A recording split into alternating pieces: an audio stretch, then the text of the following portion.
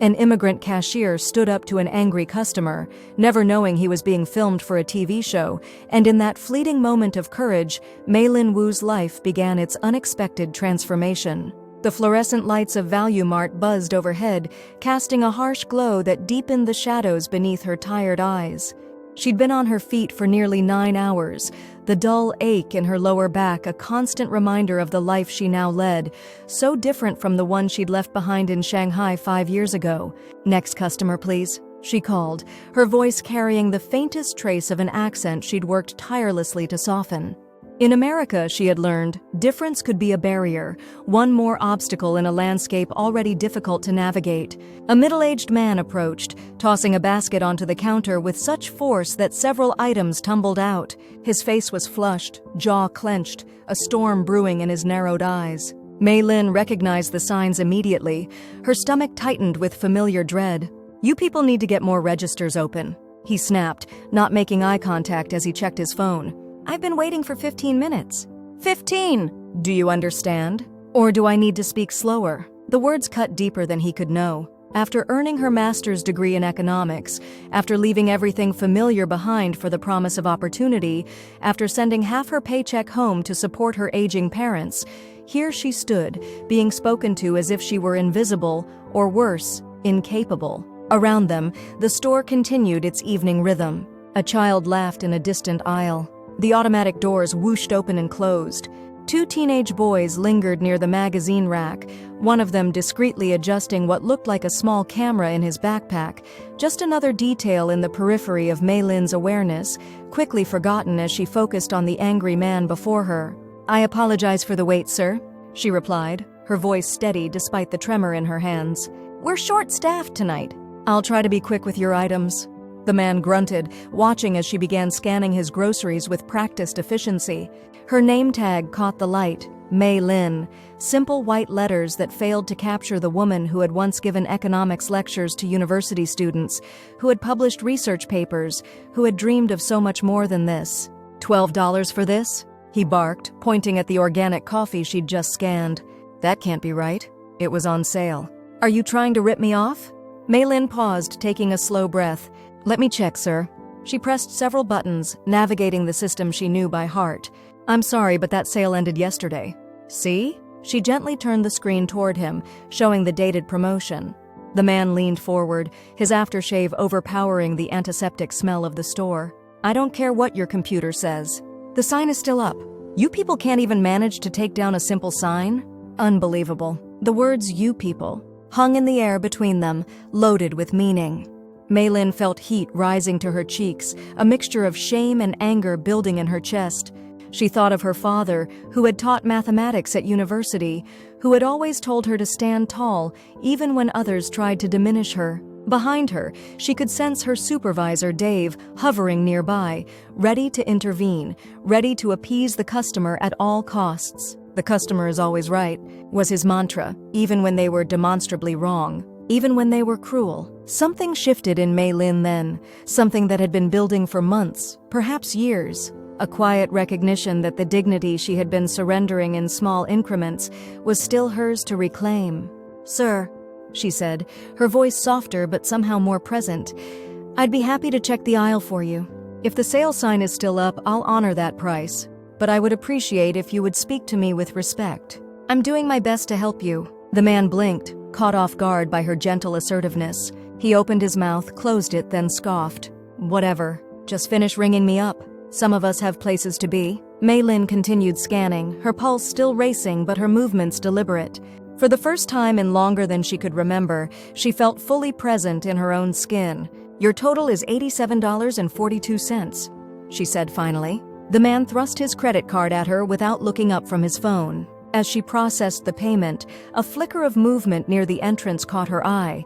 The same teenage boys, now joined by an older man with a professional-looking camera partially concealed beneath his jacket. Something about them seemed oddly focused, oddly attentive. But the thought dissolved as the customer snatched his receipt from her hand. "Have a good evening," Mei-Lin offered, meeting his eyes directly.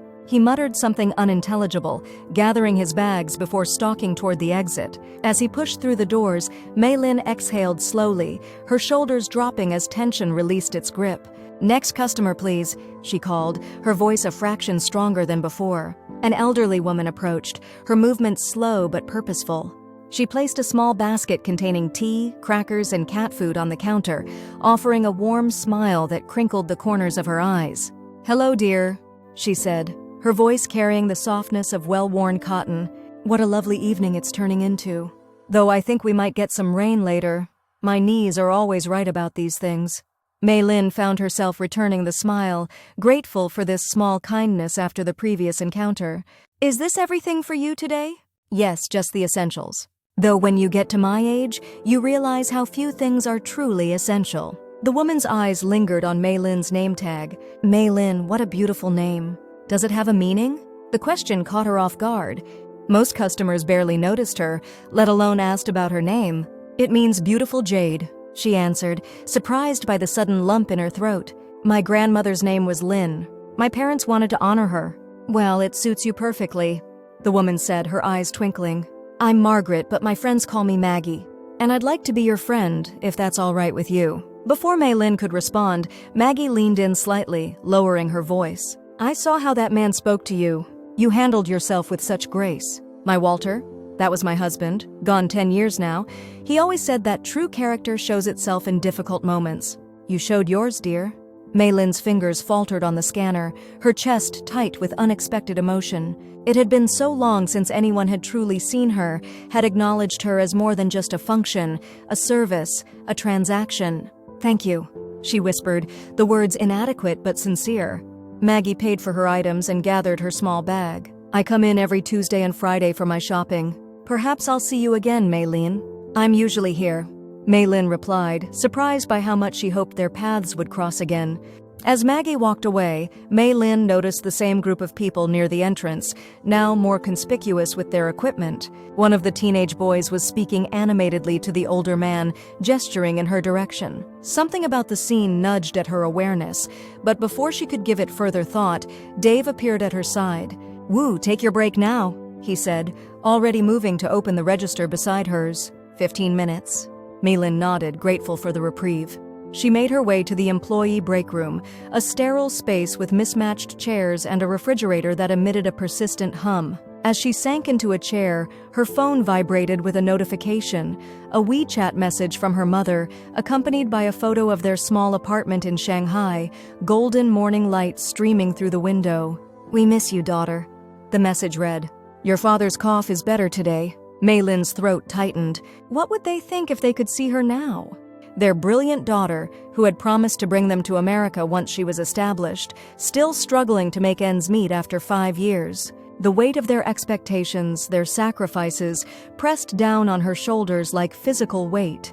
She was typing a response when the break room door swung open, and Carlos, the night stalker from El Salvador, entered with his usual energetic presence. "There she is!" he exclaimed, dropping into the chair across from her. "The woman of the hour. Everyone's talking about how you stood up to that jerk." Maylin looked up, startled. "What do you mean, everyone?" Carlos leaned forward, his expression animated. "Lisa at the deli counter saw the whole thing. She said you were amazing, calm but firm. And get this, I'm pretty sure those guys hanging around were from that TV show, Humanity Restored. You know, the one where they set up scenarios to see how people react? TV show?" Maylin repeated, the strange pieces suddenly clicking into place, the conspicuous camera, the focused attention. "Are you saying I was being filmed?" "I think so. They come to different places, create these situations with actors to see how regular people respond. Then they reward the ones who do the right thing." Carlos grinned.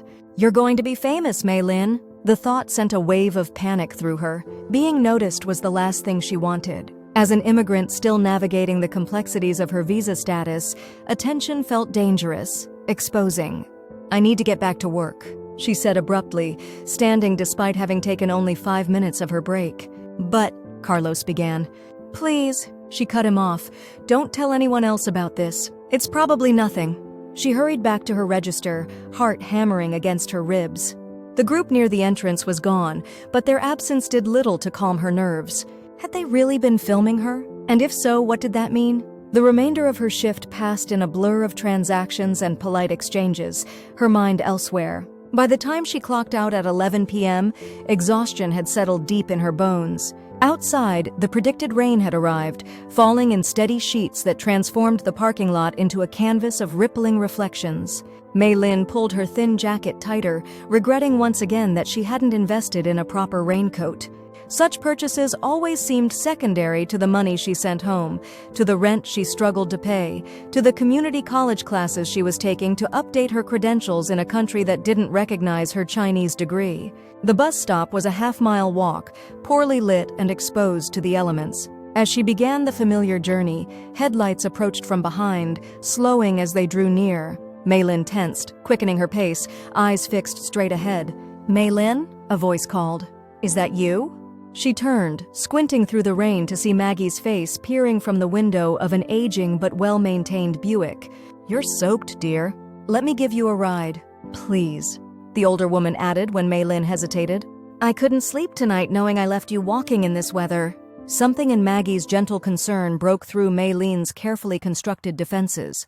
She nodded, hurrying around to the passenger side. "Thank you," she said as she settled into the seat, rainwater dripping from her hair onto her shoulders. "The bus stop is just up ahead on—" "Nonsense," Maggie interrupted kindly. "Tell me where you live." "I'm driving you all the way home." The interior of the car smelled of lavender and something baking. Cookies, perhaps. Classical music played softly from the radio. The familiar melody transported Mei Lin instantly to her childhood, to evenings when her father would play Bach on their small stereo while her mother prepared dinner. "It's Beethoven," Maggie said, noticing her expression. "Piano Sonata number 14, the Moonlight Sonata. Beautiful, isn't it?" Mei Lin nodded, touched that this stranger could inadvertently connect her to memories of home. "My father loves classical music," she said softly. "He taught me to play piano when I was young. Do you still play?" The question carried a gentle weight. "No," Mei Lin answered, looking out at the rain-slicked streets. "Not since coming here. There's no space for it." She directed Maggie through the city streets to her apartment building, a utilitarian structure with peeling paint and security bars on the ground floor windows. As they pulled up, Mei Lin felt a familiar pang of shame. This was not the America she had imagined, not the life she had promised her parents. "Thank you for the ride," she said, reaching for the door handle. "You're very kind." "Mei Lin," Maggie said, placing a gentle hand on her arm. "I know we've just met, but I'd like to invite you for tea sometime.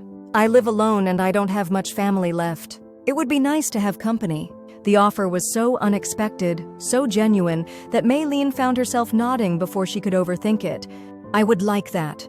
They exchanged phone numbers, an act that felt both ordinary and profound. As Mei Lin climbed the stairs to her apartment, she realized she was smiling despite her damp clothes, despite her exhaustion. One small connection, one moment of being truly seen.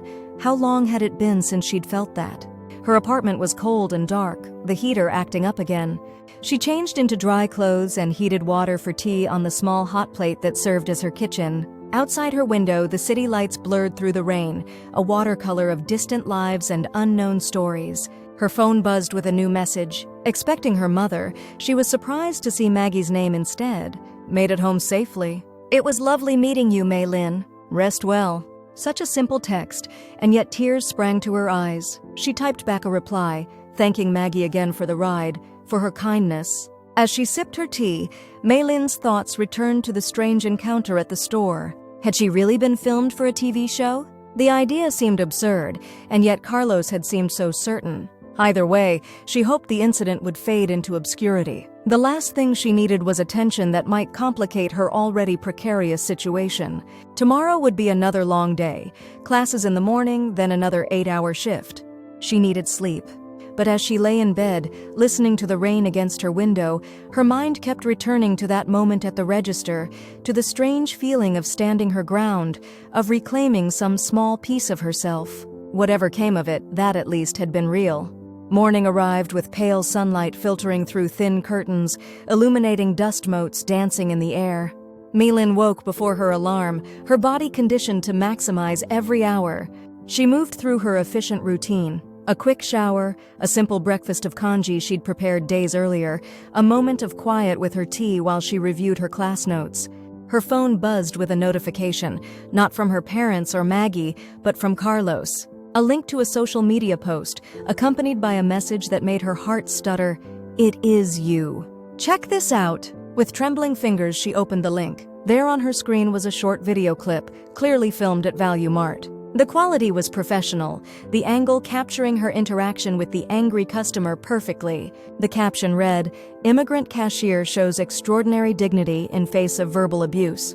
Full episode coming Friday. The clip had thousands of views already, with comments pouring in beneath it. "She's so calm and graceful. I would have lost it. This is what real courage looks like. Anyone know who she is? She deserves a medal." Maylin closed the app, her breathing shallow. This couldn't be happening. Her face, her workplace, her vulnerable moment, all exposed for public consumption. What if her manager saw it? What if it somehow affected her visa status? What if the wrong people paid attention? She texted Carlos back quickly, "Please don't share this with anyone else." But she knew it was already too late. The internet had its own momentum, its own uncontrollable reach. Her phone rang, an unknown number. She stared at it, pulse racing before declining the call. Seconds later, a voicemail notification appeared. "Hello, this is Daniel Reeves from Humanity Restored. We featured you in a segment that's going viral, and we'd love to speak with you about the full episode airing Friday. Please call me back at this number. There's also a substantial reward we'd like to present to you." Thank you. Reward. The word hung in her mind. Money that could help her parents, that could fix the heating in her apartment, that could ease the constant financial pressure. But at what cost? She deleted the message. Class that morning was a blur, her professor's words about macroeconomic theory washing over her while her mind replayed the video, the comments, the voicemail. When her phone vibrated again with the same unknown number, she silenced it completely. By the time she arrived at Value Mart for her shift, her nerves were frayed to breaking point. She kept her head down as she clocked in, avoiding eye contact with coworkers who might have seen the video. Dave intercepted her before she could reach her register. "Woo, my office. Now." Her stomach dropped. This was it. She was going to be fired for bringing unwanted attention to the store. For breaking some corporate policy she wasn't aware of. For standing up for herself. She followed him to the small room euphemistically called an office, really just a glorified closet with a desk and filing cabinet. Dave closed the door behind them, his expression unreadable. "Sit down," he said, gesturing to the single chair across from his desk. Maylin perched on the edge of the seat, hands clasped tightly in her lap. "I can explain." "Corporate called," Dave interrupted, leaning against his desk. "That video of you is everywhere. They're worried about the store's image." She nodded, resigned. "I understand. I never meant for any of this to happen. If you need me to resign..." "Resign?" Dave looked genuinely surprised. "Why would you resign?"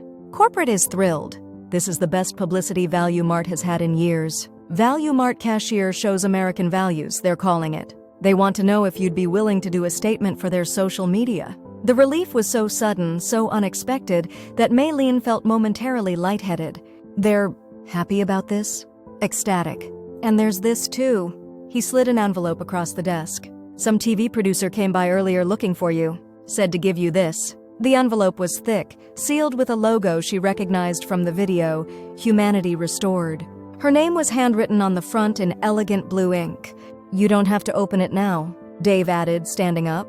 "But whatever's in there, it seems important. Take a few minutes if you need them, then head to Register 3. Alone in the office, Maylin stared at the envelope, her future seemingly contained within its paper walls. Finally, she slid her finger beneath the flap and pulled out a letter along with what appeared to be a check.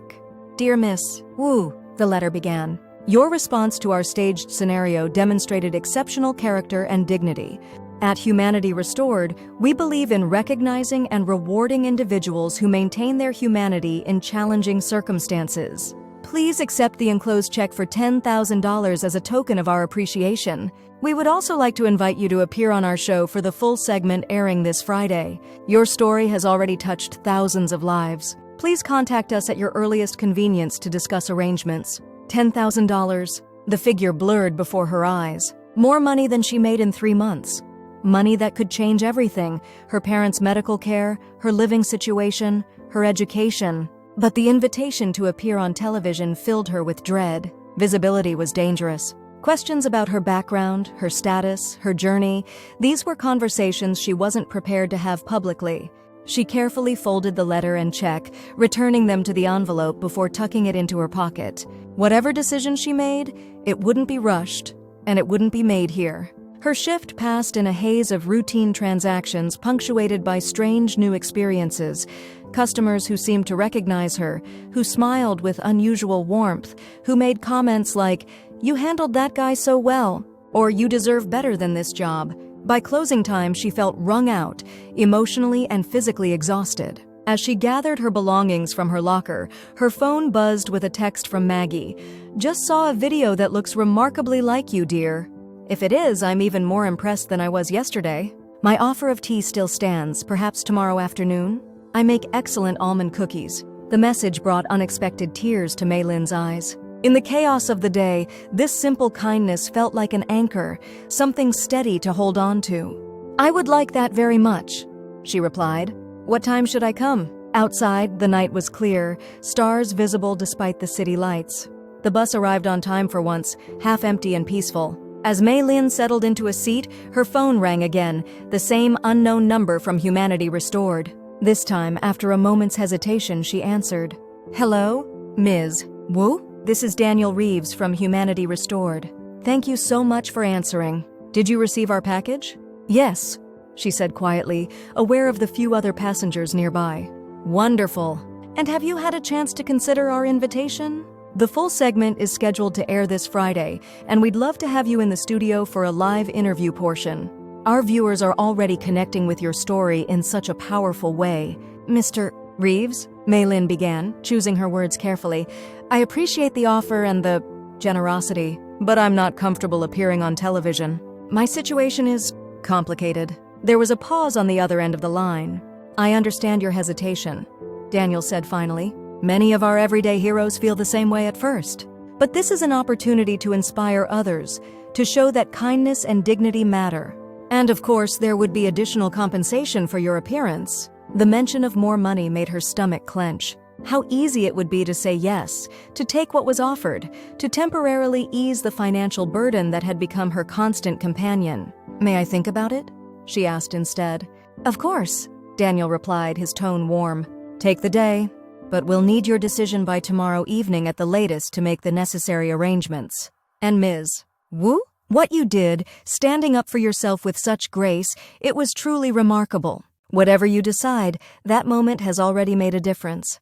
After they disconnected, Maylin leaned her head against the cool window of the bus, watching the city slide by in a blur of neon and shadow. Her life had felt static for so long, each day a mirror of the one before, each struggle familiar and predictable. Now, suddenly, everything was in motion, possibilities opening like doors in a long hallway. She thought of her parents, how proud they would be to see her recognized, even celebrated, but also how worried they would be about her visibility, knowing as they did the precariousness of her position. By the time she reached her apartment, a decision had begun to form in her mind. Not about the TV appearance, but about something more fundamental. The check in her pocket represented possibility, yes, but also choice. For the first time since arriving in America, she had the power to choose rather than merely react. Morning brought clarity, and with it, a sense of purpose that had been missing for too long. Maylin dressed with care for her visit to Maggie's, selecting one of the few items she'd brought from Shanghai, a deep blue silk scarf her mother had given her as a parting gift. Maggie lived in an older neighborhood of small, well-maintained homes with front porches and mature trees. Her house was pale yellow with white trim, a riot of flowers blooming in window boxes despite the late season. Before Maylin could even knock, the door swung open to reveal Maggie in an apron, flour dusting her hands. "Perfect timing," she exclaimed. "The cookies are just coming out of the oven." "Come in, come in!" The house was exactly as Maylin had imagined it would be, warm, lived in, filled with evidence of a life fully lived. Photos lined the walls, books filled the shelves, and the furniture showed the gentle wear of years of use. It smelled of baking and something floral, lavender perhaps, the same scent she'd noticed in Maggie's car. "Sit, dear," Maggie instructed, gesturing to a comfortable-looking armchair. "The kettle's already on. Do you prefer black tea or green? Green if you have it." Maylin replied, touched by the thoughtfulness of the question. I certainly do. A nice jasmine green that my son brought back from his travels. He's always bringing me things from around the world. Makes up for not visiting as often as a mother might like, Maggie added with a wink. As she busied herself in the kitchen, Maylin took in more details of the living room. A piano stood against one wall, sheet music open on its stand. Family photos showed a younger Maggie with a distinguished-looking man, Walter presumably, and a boy who grew into a man across the progression of frames. That's my Robert, Maggie said, noticing Maylin's gaze as she returned with a tray of tea and cookies. My son. He lives in Boston now, works for some tech company doing something with computers that I pretend to understand when he explains it. She set the tray down on the coffee table. He's a good boy, calls every Sunday like clockwork. But it's not the same as having someone to share tea with, is it? The simple honesty of the statement resonated deeply with Maylin. No, she agreed softly. It's not the same. Maggie poured the tea into delicate cups that looked like they had stories of their own to tell. Now, she said, settling into the chair opposite Maylin, I did see that video, and while I'd love to hear about it, I want you to know that you don't have to talk about anything you don't want to. We can just enjoy our tea and cookies and talk about the weather if you prefer. The absence of pressure, the gift of choice, it was exactly what Maylin needed. She took a sip of the tea, letting its familiar warmth and flavor center her. The man was an actor, she said finally, part of a TV show that tests how people react in difficult situations. They've offered me money, a lot of money, and they want me to appear on their show. Maggie nodded, her expression thoughtful. And how do you feel about that? Scared, Maylin admitted, confused. Grateful for the opportunity, but afraid of the attention. My situation here is not simple. Immigration issues? Maggie asked gently. Maylin looked up, surprised by the directness of the question. Yes. My work visa is tied to a specific employer, a research position I had when I first arrived. When that ended unexpectedly, I should have gone back to China. But my parents... She trailed off, the familiar guilt rising in her throat. My father's health is poor. They need the money I send. So I stayed, took whatever work I could find. I've been trying to adjust my status, but it's complicated and expensive. She hadn't meant to reveal so much, especially not about her precarious legal status. But something about Maggie's presence invited honesty, created a space where truth felt safe. I see, Maggie said, no judgment in her voice. So appearing on national television might not be in your best interest right now. No, Maylin agreed. But the money they're offering, it could change everything. I could hire a proper immigration attorney, maybe even bring my parents here for medical treatment. Maggie reached across the space between them, placing her warm hand over Maylin's. Money is important, dear. I won't pretend it isn't. But safety and peace of mind have their own value. They sat in comfortable silence for a moment, the afternoon light casting soft patterns through the lace curtains. Maylin noticed a framed document on the wall she hadn't seen before, a law degree from Columbia University. You were a lawyer? She asked, surprised. Maggie followed her gaze and smiled. For 42 years. Specialized in immigration law, as a matter of fact. The revelation landed like a stone in still water, ripples of possibility expanding outward. You practiced immigration law? I did. Retired 5 years ago, though I still consult occasionally for my old firm when they have particularly interesting cases. Maggie's eyes twinkled with mischief. I may be old, dear, but my mind is still quite sharp. And I recognize a particularly interesting case when I meet one in the grocery store. Maylin set down her teacup, her hands suddenly unsteady. Are you saying... I'm saying, Maggie interrupted gently, that perhaps our meeting wasn't entirely coincidental. I saw a young woman being mistreated and I wanted to help. When I learned more about you, your education, your character, your situation, I thought perhaps my experience might be of use. You want to help me with my immigration status? Maylin asked, hardly daring to believe what she was hearing. I'd like to try if you'll let me. Pro bono, of course. Maggie added, my Walter left me very comfortable, and at my age, having purpose is worth far more than being paid. Tears filled Maylin's eyes, blurring the sunlit room. Why would you do this for me? You don't even know me. Maggie's expression softened with memory. When I was a young lawyer, I made a promise to myself that I would help at least one person every year who couldn't afford my services otherwise. Walter called it my karmic balance sheet. She smiled at the recollection. I've kept that promise for over 4 decades now. You would be this year's entry, if you're amenable, of course. It was too much to process, this unexpected kindness, this improbable turn of events. "I don't know what to say," Maylin whispered. "You don't need to say anything right now," Maggie assured her. "Finish your tea. Have another cookie. Then, if you'd like, we can discuss your options regarding both your immigration situation and this television opportunity. Sometimes, with the right approach, you can navigate complicated waters safely." As the afternoon stretched into evening, Maylin found herself opening up to Maggie in ways she hadn't with anyone since leaving China. She shared the full story of her journey, the prestigious research position that had brought her to America, the unexpected budget cuts that had eliminated her role after just 18 months, the desperate scramble to find work that would allow her to continue supporting her parents. Maggie listened attentively, occasionally asking clarifying questions but never interrupting. When Maylin finally fell silent, emotionally spent, the older woman nodded thoughtfully. "There are several approaches we could take," she said, her tone shifting subtly from friend to professional. "Based on your education and your original visa category, you might qualify for a self-petition under the extraordinary ability provisions. Your published research works in your favor there." Hope, that dangerous emotion Maylin had carefully suppressed for years, flickered to life in her chest. "Is that possible?" "It's challenging but not impossible," Maggie replied honestly.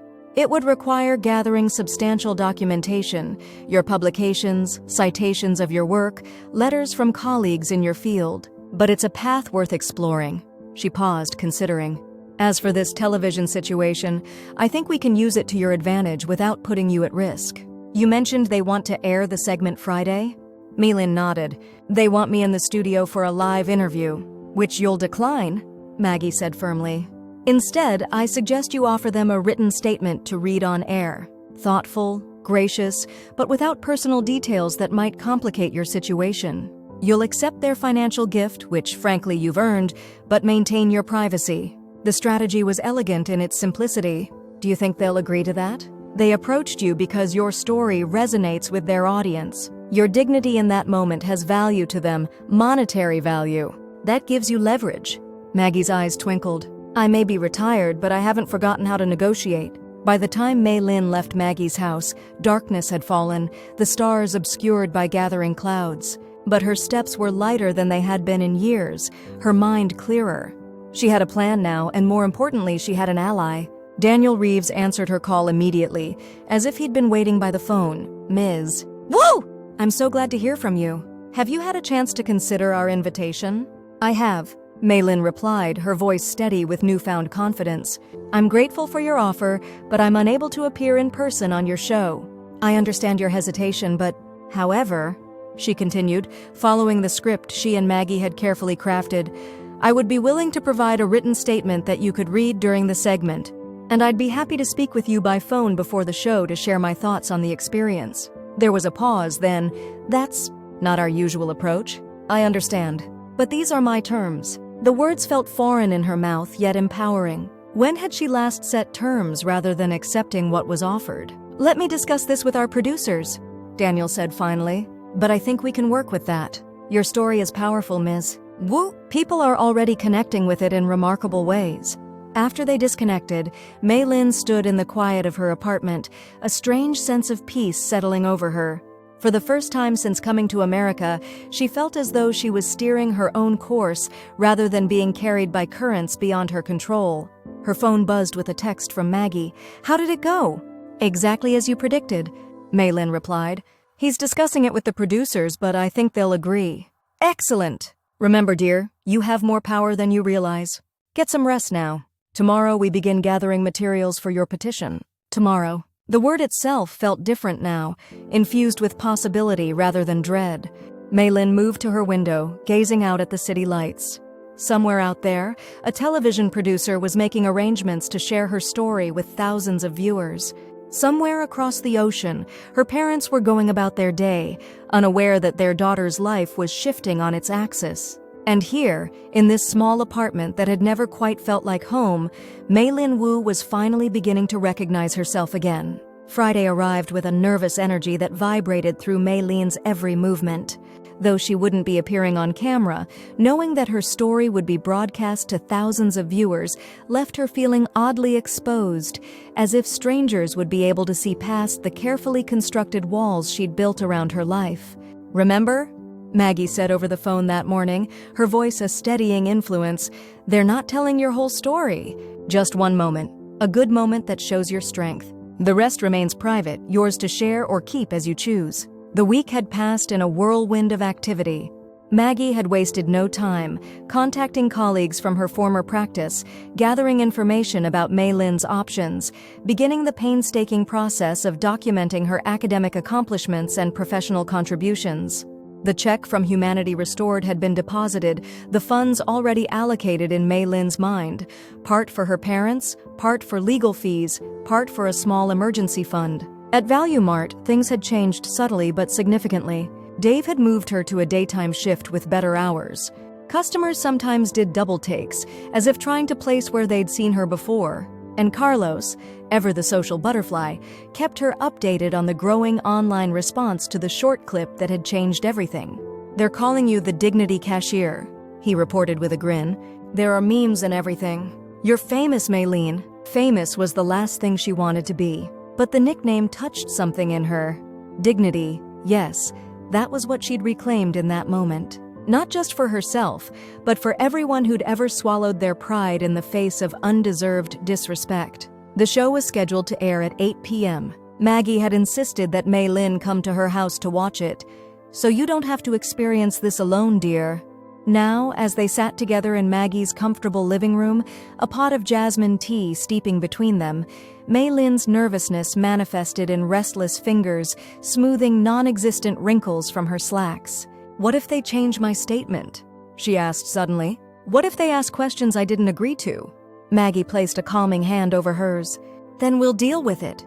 "But I don't think they will.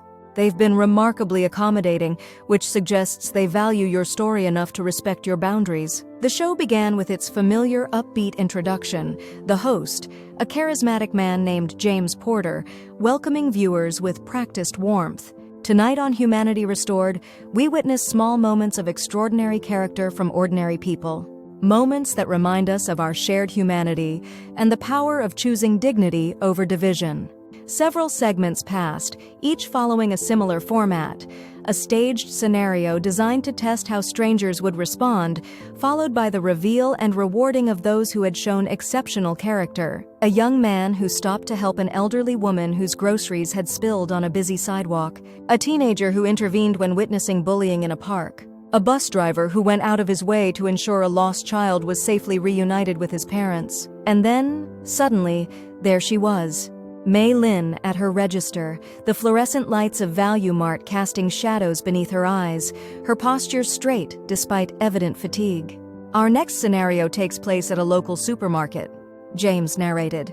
"Our actor will play an impatient, rude customer, targeting a cashier with subtly discriminatory language. We want to see how she'll respond. Will she match hostility with hostility, remain passively accepting, or find another path?" Mei Lin watched herself on screen with a strange detachment, as if observing a familiar stranger. She saw the moment the customer approached, saw her own momentary flinch at his aggressive tone, saw the subtle straightening of her shoulders as she made the decision to stand her ground with gentle firmness. "Sir, I'd be happy to check the aisle for you. If the sale sign is still up, I'll honor that price. But I would appreciate if you would speak to me with respect. I'm doing my best to help you." The interaction played out exactly as she remembered, culminating in the customer's abrupt departure. Then came footage she hadn't seen, the actor returning to a van parked nearby where the production team awaited. "She was amazing," the actor said, looking genuinely impressed. "Total class. Didn't take my bait at all, but didn't let me walk all over her either." That's exactly the kind of response you're looking for, right? The scene cut back to the studio, where James Porter sat with the now-revealed actor and several producers. What made this interaction particularly special, James explained, was learning about the cashier afterward. Mei Lin Wu is an immigrant with an advanced degree in economics who has faced significant challenges since coming to America. Yet despite these hardships, she responded to disrespect with remarkable dignity. Mei Lin tensed, but the host didn't elaborate further on her personal circumstances, adhering to the boundaries she'd established. "Ms. Wu was unable to join us in studio tonight," James continued, "but she provided this statement which I'd like to read. The moment captured in your video was not extraordinary to me. It was simply a decision to honor my own worth while still performing my job with professionalism. Every day, people in service positions face similar challenges. If my response resonated with viewers, perhaps it's because we all recognize the universal human need for respect. Thank you for the unexpected recognition and generosity, which I plan to use to further my education and support my family." The simplicity of her words, shorn of excessive emotion or detail, carried a weight that more elaborate language might have diminished. On screen, even the actor looked moved. Since this clip was first shared online, James added, it has been viewed over 2 million times. The response has been overwhelming, with many people sharing their own experiences of choosing dignity in difficult circumstances. Ms. Wu may not have joined us tonight, but her quiet example has already inspired a movement of respect. Beside her on the couch, Maggie squeezed Maylin's hand. "You did it, dear. You maintained your privacy while still allowing your moment to touch others. That's no small feat." As the show continued with its final segment, Maylin's phone began buzzing with notifications, messages from co-workers who had watched the show, from her parents who had somehow found the clip online despite China's internet restrictions, even one from Dave that simply read, "Corporate is very happy.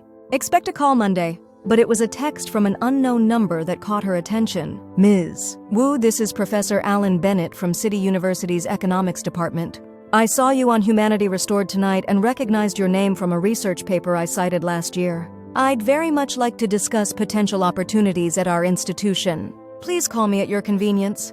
She showed the message to Maggie, who smiled broadly. "And so it begins," the older woman said. "One moment of authentic dignity, rippling outward in ways you couldn't have imagined."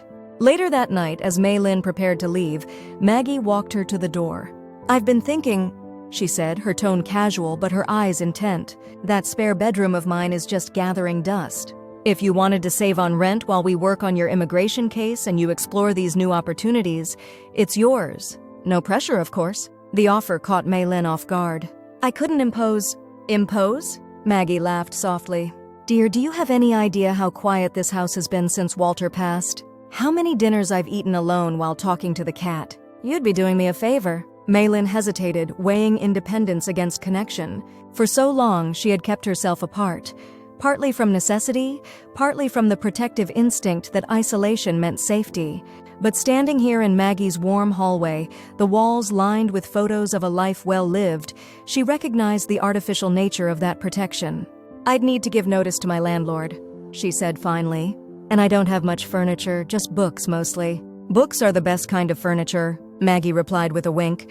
"They fill a home with possibilities." Driving back to her apartment, Maggie had insisted on driving her despite the late hour.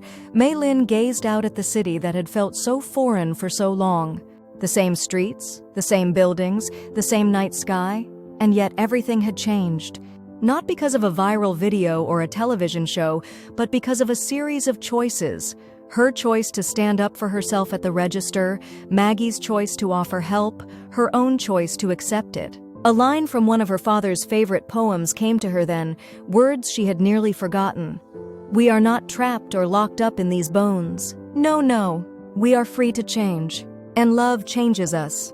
And if we can love one another, we can break open the sky." For 5 years, she had felt trapped, by circumstance, by necessity, by fear. But here, now, driving through the quiet streets with a woman who had been a stranger just days ago, Maylin Wu felt the first real stirrings of freedom. Not the illusory freedom of anonymity and isolation, but the authentic freedom that comes from connection, from being truly seen and accepted. The sky above the city was clear tonight, stars emerging between gaps in the light pollution. Maylin leaned her head against the car window, allowing herself a small, private smile. Tomorrow would bring new challenges, new decisions, new possibilities. But for the first time since setting foot on American soil, she would face them not as an outsider struggling to survive, but as herself, a woman of dignity, of worth, of untold potential. And that, more than any viral moment or unexpected reward, was the true transformation.